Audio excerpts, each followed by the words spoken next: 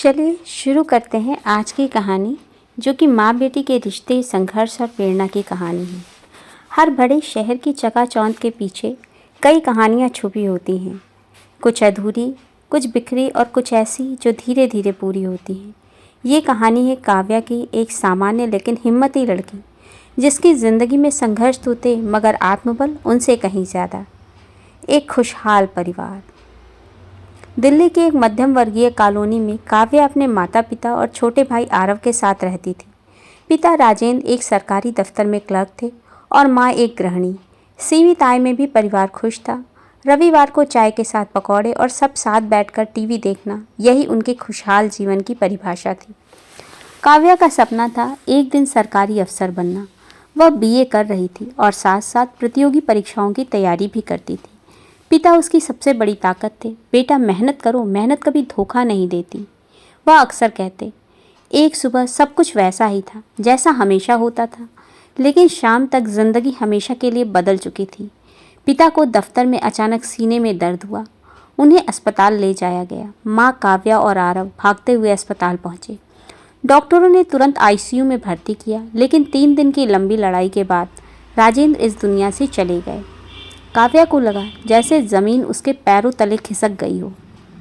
जीवन की सच्चाई। पिता के जाने के बाद परिवार पर दुखों का पहाड़ टूट पड़ा।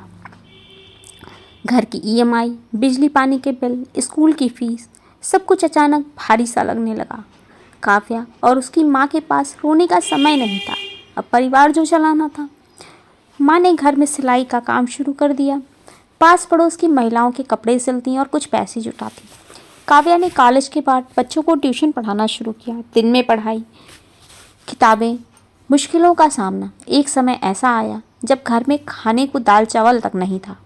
एक बार आरव को स्कूल से निकालने की धमकी भी मिली, क्योंकि फीस जो नहीं भरी थी।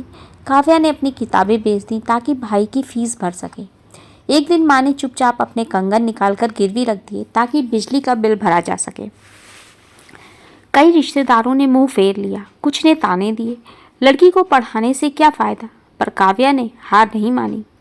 रात रात भर पढ़ाई, दिन में ट्यूशन और घर के काम। कभी कभी थक कर रो देती, पर फिर खुद को समझा लेती। पापा ने कहा था, मेहनत कभी धोखा नहीं देती। वह एसएससी, बैंक, रेलवे, हर परीक्षा की तैयारी करती रही। कई बार असफलता मिली, मगर उसने कभी उम्मीद नहीं छोड़ी। एक दिन बैंक क्लर्क की परीक्षा का रिजल्ट आया। काव्या का नाम सूची में था।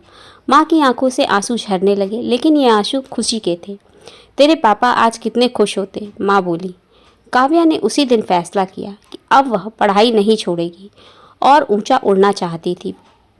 तो चलते हैं कहानी में आगे क्या हुआ। Please like, share and subscribe to my channel. अगर कहानी पसंद आ रही है तो बेल आइकन भी दबा दीजिएगा और उसमें ऑल पर टिक।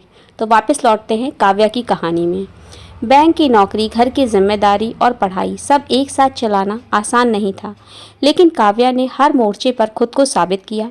सुबह 6 बजे उठकर घर के काम, फिर ऑफिस, शाम को ट्यूशन और रात को पढ़ाई। कई बार नींद नहीं आती, थकान से शरीर टूटने लगता, लेकिन आत्मा में पिता की आवाज़ गूंजती, बेटा मेहनत कभी धोखा नहीं देती। यूपीएससी की परीक्षा पास आ रही थी। यह उसकी सबसे बड़ी परीक्षा थी। छुट्टियां लेकर वह पूरी तरह पढ़ाई में लग गई। उसने किताबों से दोस्ती कर ली, खुद को मोबाइल, सोशल मीडिया सबसे दूर कर लिया। अंततः परीक्षा का दिन आया। माँ ने उसे माथे पर तिलक लगाकर विदा किया। जैसे तू अब तक लड़ी है, वैसे ही आगे भी लड़।